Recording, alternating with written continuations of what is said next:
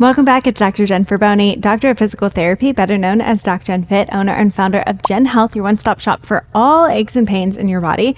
And I want to bring you 6 of my favorite pelvic floor stretches that are actually going to be beneficial when it comes to leaking or pain with sex or any pelvic floor issues, even heaviness and prolapse that you're feeling, because what we traditionally think of needing to do kegels and strengthen, a lot of times for a lot of us, especially think if you have a lot of stress going on, if you have little kids that you're taking care of and work and this and that, and there's so much building up, a lot of times we have a lot of tension that we're already holding in our body. So if we're trying to squeeze and contract on top of already being stressed and tense and tight, it's not going to be as effective. So this is your first stop to really helping to tackle some of those issues.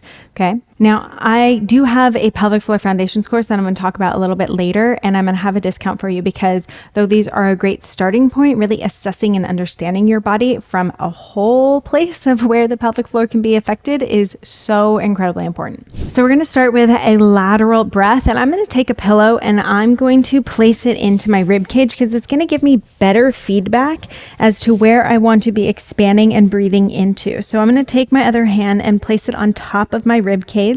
And I want to think of inhaling into this pillow and into my hand. So deep inhale into my hand and pillow. Deep exhale and relax the body completely. So as you inhale, try not to think of your shoulders coming up to your ears, but really think of expanding laterally and down with that breath. So when I say laterally, I mean side to side, really opening up that rib cage and relaxing down. Just one more big breath into those hands. So squeeze to start. So it gives you feedback of where you need to breathe into. And relax. And it's hard when you're taking a really deep, long breath to try to think of not engaging from your neck here. So sometimes doing this in front of a mirror can be really good feedback as to, as you're breathing in, are you kind of like rounding, tensing, bringing those shoulders up? Okay. It's a really hard pattern to get out of, especially when we're having some issues. And if we can start to open up space on the top, so do your 3 breaths. I'll just talk you through it a little bit. If you're starting to open up space up here, we put less pressure down there. So think about that. Your diaphragmatic breath isn't just your belly, but starting to open up pressure up top can take pressure down from what's happening down below, which can be so helpful when we're trying to actually gain strength and stability and coordination down there. Then I'm going to flip it over and I'm going to do a happy baby pose. So if you do not feel comfortable coming into a full happy baby, that's where you could try to reach one hand or put a towel or a blanket or a strap around that hand or around that foot and then draw it out. I'm going to bring both. It feels best for me to bring both legs out, try to open up and relax. And I do 5 really slow, deep breaths here. So really thinking again from that rib cage and then down, I'm relaxing. My belly is relaxed. It's not forcing out. It's not forcing in. And I'm trying to think again. So holding that position, I'm trying to think that space is filling up here.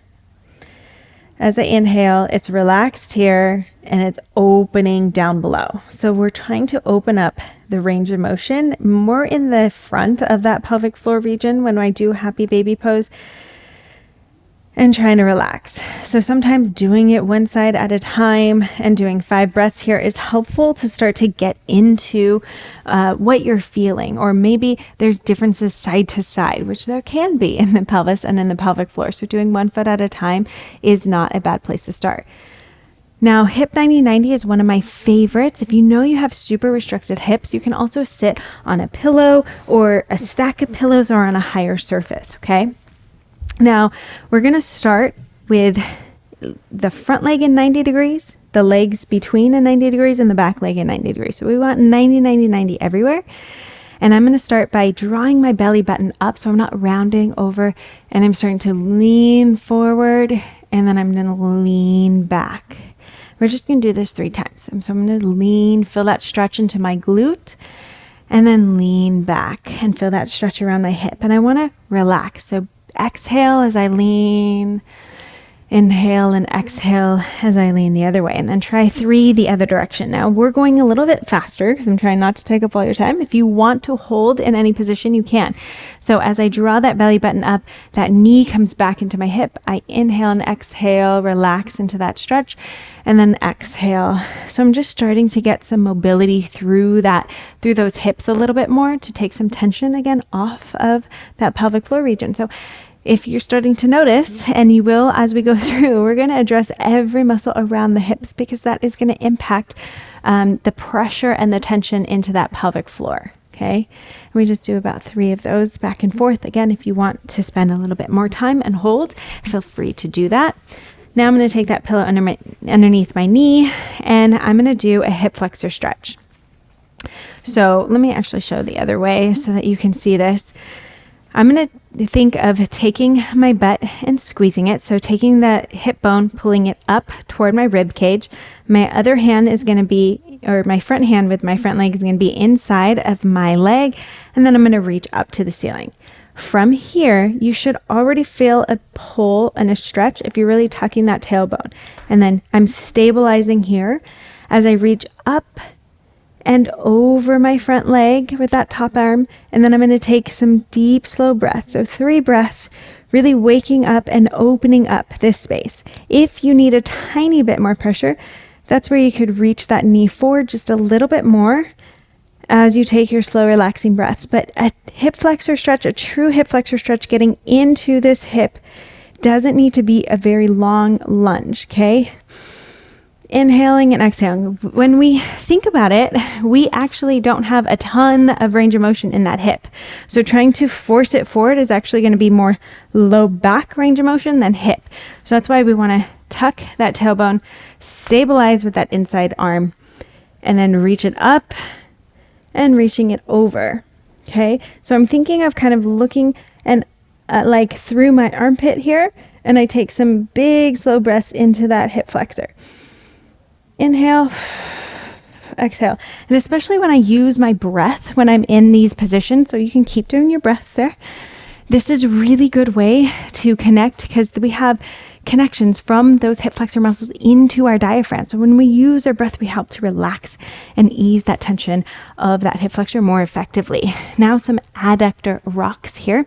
I'm going to come into all fours, place my leg out to the side. And I want to keep my back flat as I draw back. If you are a hypermobile person, I want you to unlock your knee just a tiny bit as we come back and forth. And we'll just do nice and slow, about 3 to 5 on each side. Exhale as you come back. Relax that pelvic floor. Relax that inner thigh. Okay. Now, what you want to focus on here is that you are not moving in the spine. Okay. So unlock that knee a little bit if you need to. And I'm going to keep my tailbone completely flat. So obviously a lot of us can round and go down into a much bigger range of motion. That's not the goal here. It's not to do the most. It's to do the most effectively. So I come back until I feel a stretch into my inner thigh, and then I come up and I just rock, exhaling as I come back, relaxing in that pelvis and in that pelvic floor.